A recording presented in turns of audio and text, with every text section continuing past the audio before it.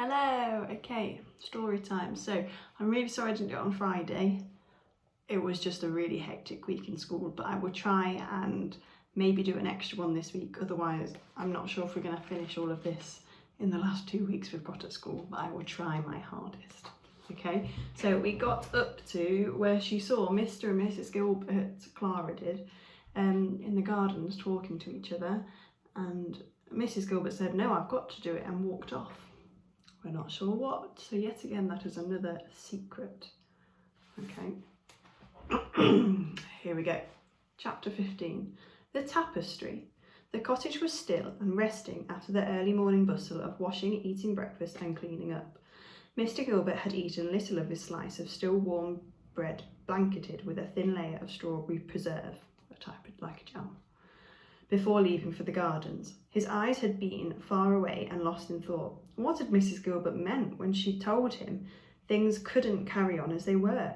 Could it be something to do with the letter from Clara's mother? Clara hovered outside the locked room and glanced up and down the landing. No one was there, but what she was about to do felt stealthily and underhand. Then again, it would also be underhand of Mrs. Gilbert if she was keeping Clara's mother's letters from her. She lay a hand on the doorknob, bent down and peered through the keyhole.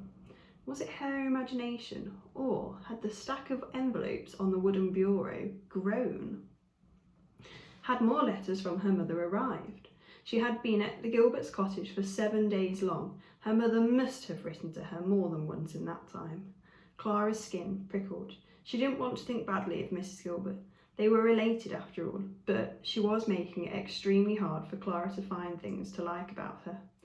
"I'm sorry that I don't like her," Clara whispered to the ceiling, the walls and the floor.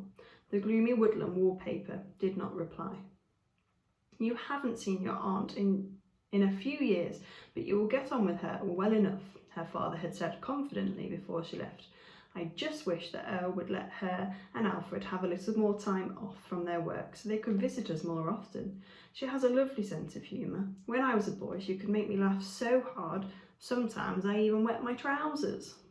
"Really, Gerald?" Clara's mother had exclaimed in mock horror, while Clara had giggled.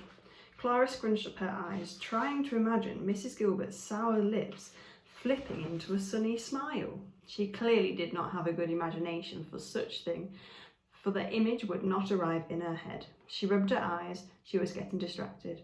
With the Gilberts out of the house until tea time, it was the perfect opportunity to search their bedroom for the key to the locked room. Clara had already searched the rest of the cottage. Just like the crooked door which led into the gardens, many of the cottage walls stood at slight angles which, alongside the ill-matched chairs, cushions, rugs and table, made Clara feel a little unbalanced, like the tree breaking from its roots. It was all quite the opposite of her small angular terrace house with its straight walls and ordered furniture. She had looked through the unevenly arranged key hooks near the back door. One bronze key had looked quite hopeful, but when she had fed it into the lock, it just jammed, and it had taken an age to wiggle it out again. The woodwormery drawers in the kitchen, filled with ancient silverware in the need of a good polish, and even the dusty outhouse stacked with logs. Yet it was all to no avail. There was no key to be found. Clara pushed open the door of the Gilberts' bedroom. A path of sunlight gleamed on the floorboards, beckoning her forwards. Taking a deep breath, she stepped inside. Laying both hands on the gnarly wooden dresser, she wondered for the 100th time where Mrs. Gilbert had hidden that key. She clearly did not want it to be found, so it would be somewhere private, somewhere no one would think to look. Clara wiggled open each dresser drawer in turn, revealing Mr. Gilbert's faded cotton nightshirts and socks, followed by Mrs. Gilbert's sensible and rather big underwear.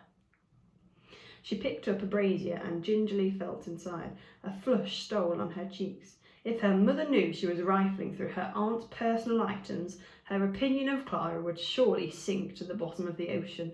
Clara set her jaw firm. Mrs. Gilbert did not behave like the aunt or speak like an aunt. She did not dispense warm goodnight hugs and tender glances, so Clara would not behave like a niece. Instead, she would be an explorer of sorts, uncovering the secret she was certain the Gilberts were keeping from her. She carefully folded the brazier and placed it back where she had found it. There was no hidden key to the locked doors here. Clara pressed her disappointment into the floor with the soles of her boots. Where else should she look? She kneeled down and peered under the bed. Balls of dust gathered around slightly sturdy wooden legs, but that was all. Clara sat back on the heels and studied each corner of the room. There was no other furniture. The locked room door had more furniture than the Gilberts' bedroom. Clara turned her gaze to the wall. Twisted vines snaked up the wallpaper, interspersed with branches of faded purple grapes. The effect was gloomy and oppressive, just like the landing, just like the room next door. Clara sighed, stood up and walked to the south-facing window, which overlooked the lake. Father said if you had a difficult problem to solve, taking in a different view could sometimes help. Slow ripples crossed the water, as if someone had dropped a large pebble from up high. Clouds bubbled across the blue autumn sky, with a pair of swans. A pair of swans swam, their beaks dipping and scooping. The window framed the scene, reminding Clara of the paintings she had been taken to see in the town museums back home. Paintings. Pictures. Clara swiveled around. There were 2 pictures hanging on the wall, one above the dresser, a country scene of men forking blades of hay while swallows swooped in the blue sky. She reached up and lifted the picture away from the wall, ran a finger around the dusty frame. Nothing. The other picture was a small tapestry, not much bigger than an open book. It hung on the wall above the wooden headboard. To reach it, she would have to climb onto the bed. She glanced at the door. All was quiet. Slipping off her boots, she clambered onto the bed and over the patchwork quilt. Holding on to the headboard, she pulled herself upright. Her feet wobbled on the mattress as she looked at the tapestry. It was a pineapple, a twist of burnt orange, brown and yellow threads, an embroidered pink ribbon around the fruit to clutch its purple figs, and some emerald green leaves. The work was detailed and pretty, but some of the threads were loose, messy, like it had been finished in a rush. Had Mrs. Gilbert made this? Clara searched for her embroidered initials at the base of the tapestry, but there were none.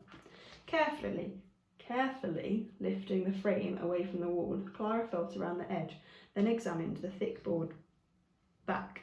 There was nothing there, aside from the name of the picture frame shop and the date that had been framed. Summers and Sons Frame Makers of Abbeygate Street, 1914. The bang of the front door shutting made the window rattle. Clara's right foot slipped from the quilt. The tapestry fell from her hand, but instead of falling back into place against the wall, it trembled and nosedived behind the headboard to the floor below. The sound of splintering glass made her breath catch in her throat. The clump of footsteps approached the stairs. Her surroundings imploded around her with a whoosh. How stupid had she been? She was not an explorer, a seeker of secrets. She was a small girl rooting around in a place she should not have been rooting around in. The door squeaked open and Clara bit the inside of her cheek until the rich iron-like taste of blood tingled on her tongue. Oh dear. Chapter 16. The key. Silence, aside from the laboured breathing. Did the breaths belong to her or the person standing in the doorway? What in heaven's name? Cried Mr. Gilbert, thankfully. His eyes were as wide as saucers. What has happened here, Clara? I am sorry, said Clara, unable to keep the quaver from her voice. I was looking at the tapestry. It fell. It broke. I'll pay for the damage. Mr. Gilbert took a hesitant step towards her, then another. You had best get down from the bed, he said quietly. Clara's cheeks were burning. She half fell from the bed onto the floor. She smoothed the wrinkles from the quilt and straightened the pillows. Bending down to pull on her boots, she saw the shards of glass lying next to them. Mr. Gilbert followed her gaze. Oh dear, he said, rubbing his chin. He glanced at the empty spot on the wall where the tapestry had been. Oh dear, oh dear, oh dear. I will take it to the frame makers to get it mended. My mother gave me some money. For emergencies, Clara said in a rush. Mr. Gilbert sighed and shook his head. The shake was full of disappointment, and it made Clara squirm. He bent down, reached under the bed and pulled out the tapestry. It was still attached to the board. Relief bubbled through her, as the threads did not appear to have been damaged. Mr. Gilbert passed the tapestry to Clara to hold while he fetched a brush. If mild-mannered Mr. Gilbert had thought the damaged tapestry frame warranted 4 oh dears, what would Mrs. Gilbert's reaction be? Clara turned to place the tapestry on the bed. As she did, something floated to the floor. It was a scrap of folded paper which had been lodged between the tapestry and the board. Mr. Gilbert's feet fumbled up the stairs. Picking up the paper, Clara unfolded it. There was a single handwritten word, Maestro. What on earth did that mean? Mr. Gilbert coughed in the hallway. Clara quickly refolded the paper and slipped it back under the tapestry. Mr. Gilbert came in and started to pull the bed away from the wall. The feet of the bed scraped on the wooden floor and the headboard rattled. But there was another sound too, so tiny, so minute that Clara wondered if her ears were broken. It was the clink of something small and metallic against wood. Clara glanced at Mr. Gilbert, but he seemed not to have heard. As Mr. Gilbert swept up the glass, Clara leaned forward. Hooked to the back of the headboard was a thick piece of string dangled on a small bronze key. Clara's pulse thudded in her ears. She mentally kicked herself for not checking down the back of the bed earlier. It would have saved her a whole lot of bother. I will talk to Mrs. Gilbert, Mr. Gilbert said, once the glass was swept up. He threw a wistful glance at the tapestry. It was the same kind of nurturing look Clara had seen him give the apple and plum trees in the garden. He opened the bottom drawer of the dresser and laid it carefully inside. I'll try and smooth things over. Thank you, said Clara, clasping her hands together. No need to thank me yet, Mr. Gilbert replied gruffly. He gave Clara a sorrowful look which burned into the bones and made her feel very small indeed. We're nearly at the end of the chapter. Clara sat cross-legged on her bed, watching the spidery friends resting in the corner of their webs. One particular large spider had spun its home between 2 of the attic beams. The web wafted in the breeze from the open window, like wafer thin washing on a clothesline. Mrs. Gilbert had returned to the cottage 10 minutes before. As Clara watched the web, she could hear the rise and fall of Mr. Gilbert's voice as he talked to his wife in the bedroom below. But she couldn't hear Mrs. Gilbert saying anything at all. Clara had braced herself for Mrs. Gilbert's sensible brown shoes to thunder up the stairs as soon as Mr. Gilbert told her about Clara's trespassing in their bedroom, on their bed as well, and the broken tapestry frame. But it hadn't happened. Perhaps the tapestry did not mean as much to Mrs. Gilbert as Mr. Gilbert had implied. Meanwhile, Clara couldn't stop wondering what the hidden slip of paper meant. Maestro. Was that not the note for a conductor of music? There was no piano or other instrument in the cottage, and Mr. Gilbert did not even like the gramophone. She said the noise gave her a funny head. It was all very odd, but at least Clara now knew how to get into the locked room. She stood up and walked to the open window to suck in a breath of cool air. The light was fading, faint stars studding the sky. The front door banged shut so hard it made Clara's open window shudder in surprise. Mrs. Gilbert was striding purposely towards the hothouse, where she was going at the time. Where was she going at this time in the evening? Her head was lowered, and she was carrying a small wicker basket, a cloth covering whatever was inside. Her hair had come loose from her hat, tendrils snaking down her back. Clara felt a pull of recognition in her chest.